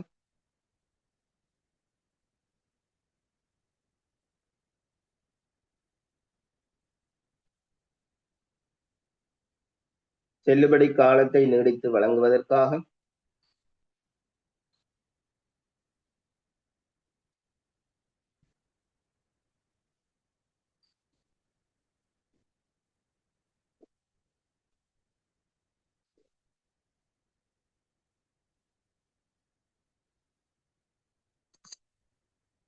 செல்லுபடி காலத்தை நீடித்து வழங்குவதற்காக 2 வாரங்களுக்குள் சமர்ப்பிக்குமாறு 2 வாரங்களுக்குள் சமர்ப்பிக்குமாறு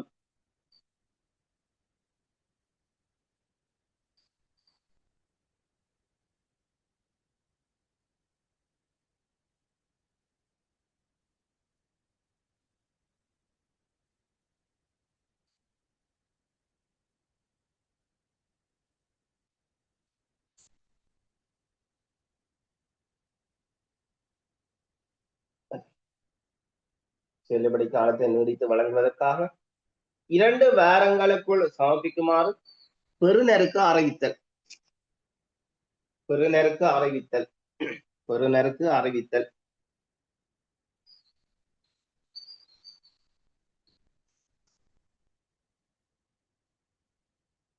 பெறுநருக்கு அறிவித்தல்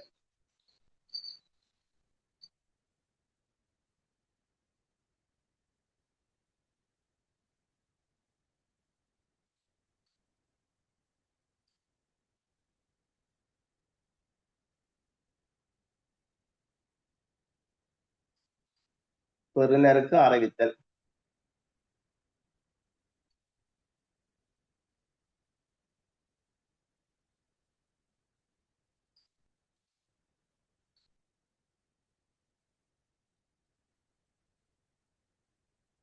பெறுநருக்கு அறிவித்தல்.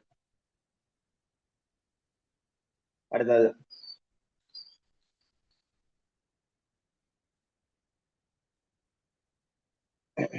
அடுத்தது போடுங்க.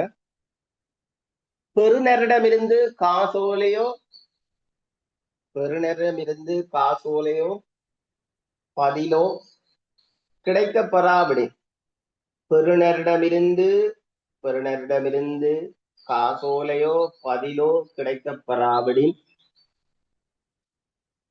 பெறுநரிடமிருந்து காசோலையோ பதிலோ கிடைக்கப்பெறாவிடின்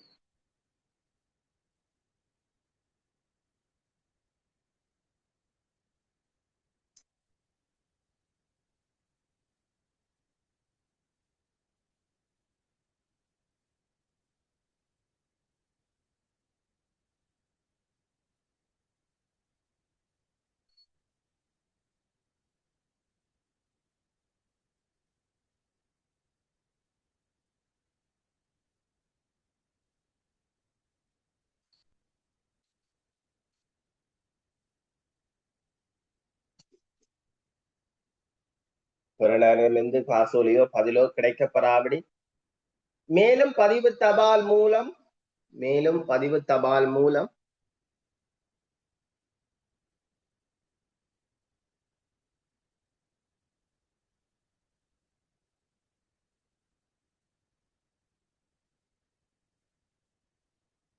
மேலும் பதிவு தபால் மூலம்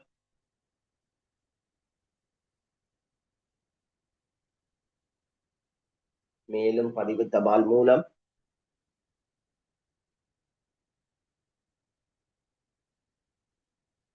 இரு வாரங்களுக்குள் பதில் கிடைக்கப்பெறாவிடி இரு வாரங்களுக்குள் பதில் கிடைக்கப்பெறாவிடி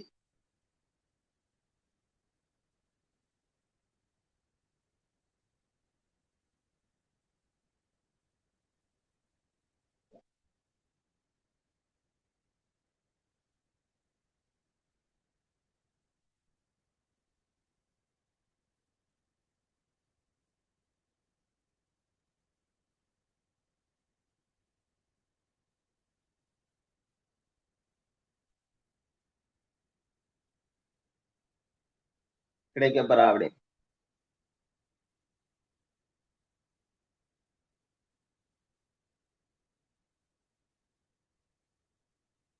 காசோலை ரத்து செய்யப்படும் என அறிவித்தல் வேண்டும். காசோலை ரத்து செய்யப்படும் என அறிவித்தல் வேண்டும். காசோலை ரத்து செய்யப்படும் என அறிவித்தல் வேண்டும்.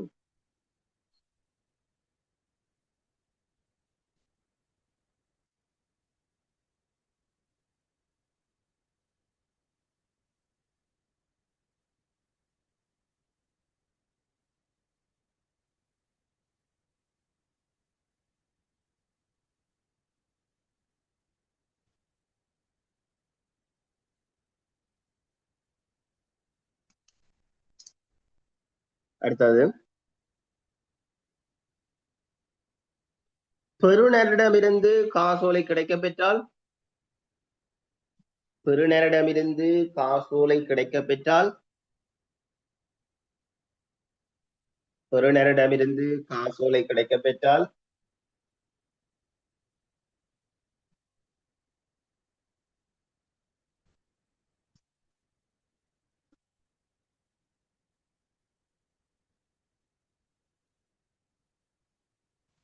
பெறுநரிடமிருந்து காசோலை கிடைக்கப் பெற்றால் அதன் செல்லுபடி காலத்தை நீடித்து அனுப்ப வேண்டும். அதன் செல்லுபடி காலத்தை நீடித்து அனுப்ப வேண்டும்.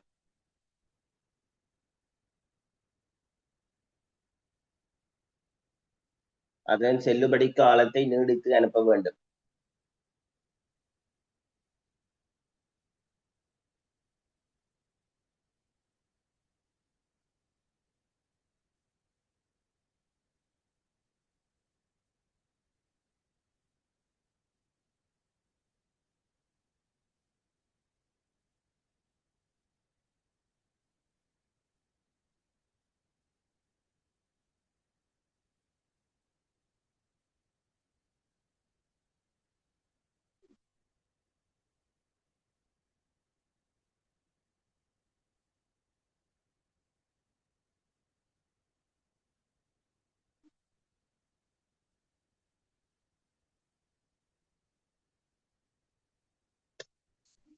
அதன் செல்லுபடி காலத்தை நீடித்து அனுப்ப வேண்டும். அடுத்தது,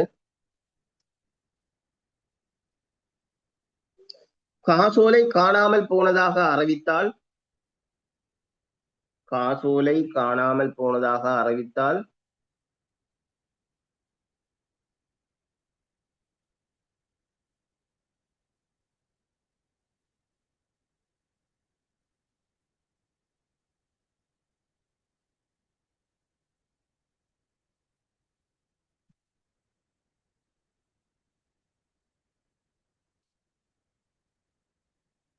காசோலை காணாமல் போனதாக அறிவித்தால் பதில் காசோலை வழங்குவதற்கான நடவடிக்கை எடுத்தல் வேண்டும். பதில் காசோலை வழங்குவதற்கான நடவடிக்கை எடுத்தல் வேண்டும்.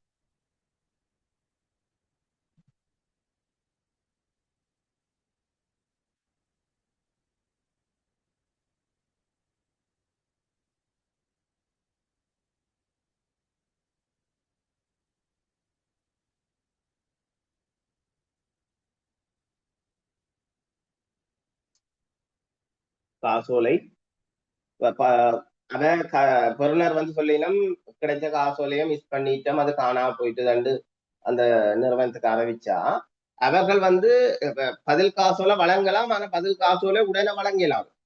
பதில் காசோலை வழங்குறதுக்கான நடைமுறைகள் இருக்கு. அந்த நடைமுறைகளை பின்பற்றி போட்டுதான் பதில் காசோலை வழங்கப்படும். சரிதானே?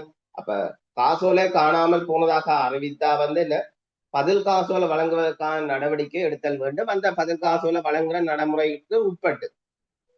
அடுத்தது போடுங்க.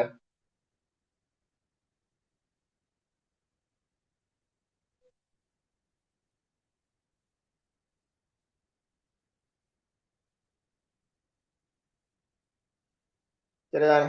எத்தனை வந்துட்டு? சரி,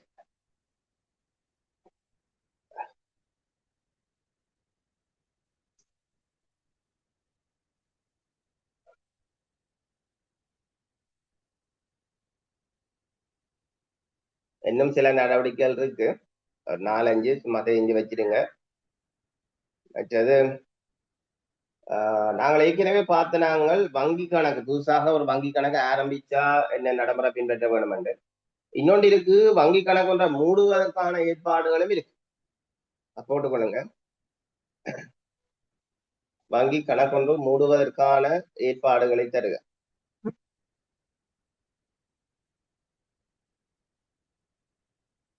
இப்ப இதன் போதும் திரைசேரிக்கு சில விஷயம் அனுப்பணும் வங்கி கணக்கு திணைக்களம் வந்து வங்கி கணக்கை மூடப்போம் அப்படி மூட போகின்றாலும் திரைசேரிக்கு சில விஷயம் அனுப்பிக்கொள்ளும் சரிதானே கொண்டு போடுங்க வங்கி கணக்கின் பெயர் வங்கி கணக்கின் பெயர் வங்கி கணக்கின் இலக்கம்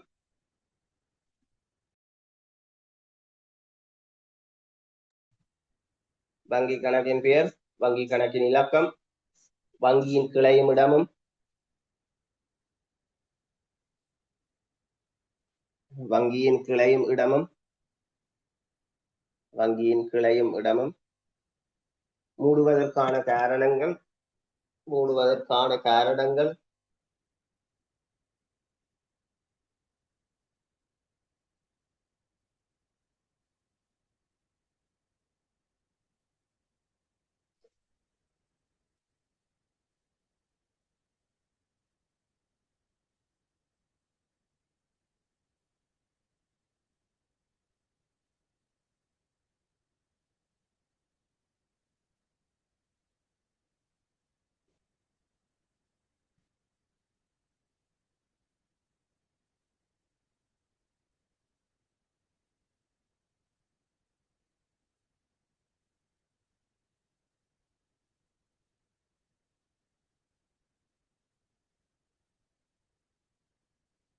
மூடுவதற்கான காரணங்கள்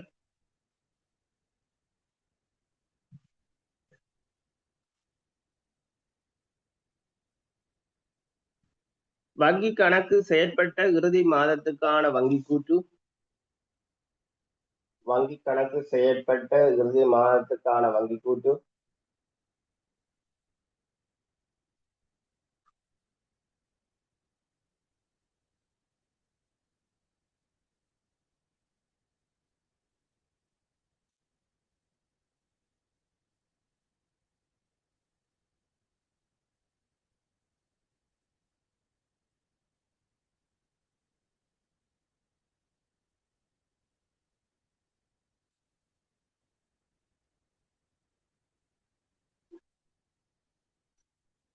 வங்கி கணக்கு செயற்பட்ட இறுதி மாதத்துக்கான வங்கி கூற்று வங்கியால் வழங்கப்பட்ட வங்கி மீதி உறுதிப்பத்திரம் வங்கியால் வழங்கப்பட்ட வங்கி மீதி உறுதிப்பத்திரம்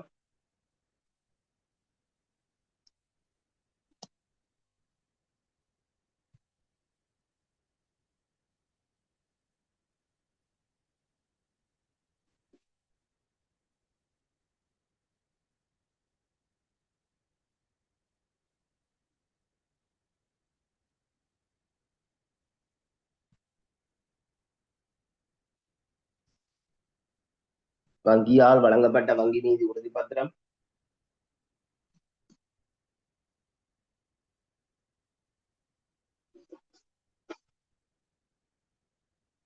அடுத்தது இறுதி மாத வங்கி இணக்க கூற்று இறுதி மாத வங்கி இணக்க கூற்று இறுதி மாத வங்கி இணக்க கூற்று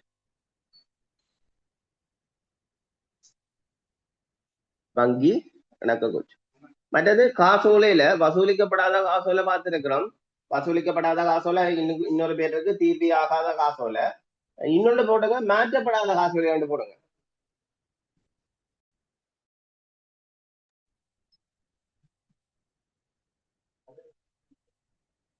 வங்கியின் வங்கி கணக்கின் பெயர் ஒன்று வங்கி கணக்கின் பெயர் வங்கி கணக்கின் இலக்கம் வங்கி கிளையும் இடமும் மூடுவதற்கான காரணங்கள் வங்கி கணக்கு செயற்பட்ட இறுதி மாதத்துக்கான வங்கி கூற்று வங்கியால் வழங்கப்பட்ட வங்கி மீதி உறுதிப்பத்திரம் வங்கியால் வழங்கப்பட்ட வங்கி மீதி உறுதிப்பத்திரம் இறுதி கால வங்கி கணக்கு கூற்று இறுதி மாத வங்கி கணக்கு கூற்று அடுத்த ஒன்று போடுங்க மாற்றப்படாத காசோலை என்று போடுங்க சில நேரம் கேட்கப்படலாம் சிறு உறுப்பில மாற்றப்படாத காசோலை மாற்றப்படாத காசோலை இன்னொரு பேருக்கு சமர்ப்பிக்கப்படாத காசோலை. மாற்றப்படாத காசோலை இன்னொரு பேருக்கு சமர்ப்பிக்கப்படாத காசோலை. மாற்றப்படாத காசோலை இன்னொரு பேருக்கு சமர்ப்பிக்கப்படாத காசோலை. சமர்ப்பிக்கப்படாத காசோலை. சமர்ப்பிக்கப்படாத காசோலை.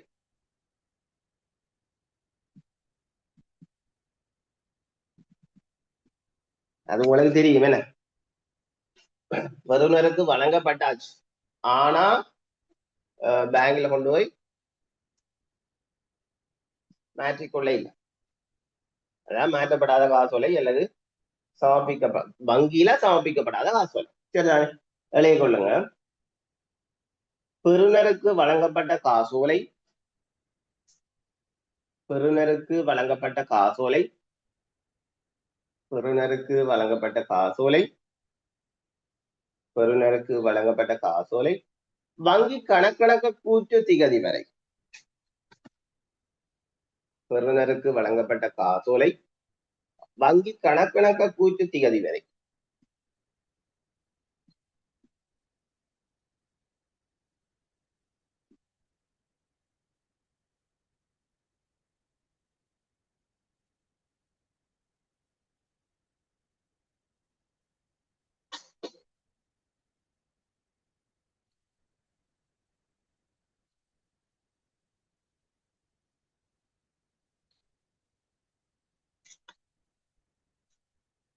வங்கி கணக்கணக்க கூட்டு திகதி வரை. வங்கியில் சமர்ப்பிக்கப்படாமல் இருந்தால் அல்லது வங்கியில் சமர்ப்பிக்கப்படாதிருந்தால், வங்கியில் சமர்ப்பிக்கப்படாதிருந்தால், வங்கியில் சமர்ப்பிக்கப்படாதிருந்தால்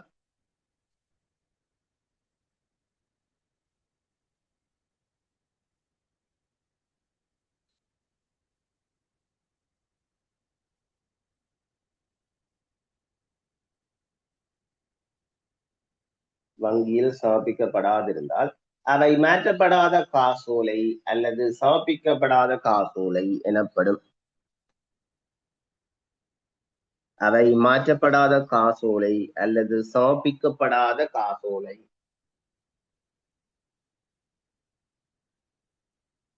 அவை மாற்றப்படாத காசோலை அல்லது சமர்ப்பிக்கப்படாத காசோலை எனப்படும்.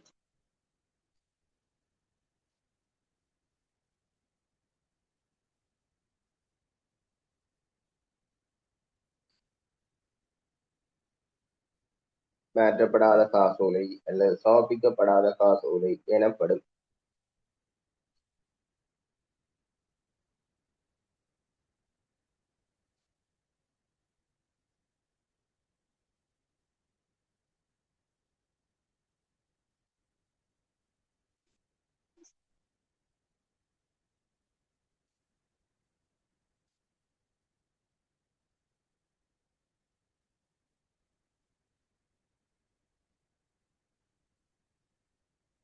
அல்லது சமர்ப்பிக்கப்படாத காசோலை எனப்படும். சரிதானே? சரி, நாங்கள் மீதிய அடுத்த வகுப்புல பார்ப்போம். உங்களுக்கு 11 மணிக்கு ஒபிசிஸ்ட கிளாஸ் இருக்கு, கடிதங்கள் பார்க்க போறோம். 11 மணி வகுப்புல ஜாயின் பண்ணுங்க. ஹோம்ஒர்க் தான், சரிதானே? பெருசா இந்த கடிதம் எழுதுறது, சுற்றறிக்கை எழுதுறது, மினிட்ஸ் எழுதுறது எல்லாம் பெரிய கஷ்டம் இல்லை. நீங்கள் ஹோம்ஒர்க்கை நன்றா தெரிஞ்சு வச்சிருந்தீங்கன்னா சரி, ஈஸியா எழுதி கொள்ளலாம். 25 மார்க்ஸ் கடிதம் எல்லாம் 25 புள்ளிகளுக்குரியது. சரி, நாங்கள் 11 மணிக்கு அலுவலகம் வகுப்புல இணைஞ்சு கொள்ளுவோம். ஓகே, படியுங்க, டைம் வேஸ்ட் பண்ண வேண்டாம். ஓகே, நன்றியா.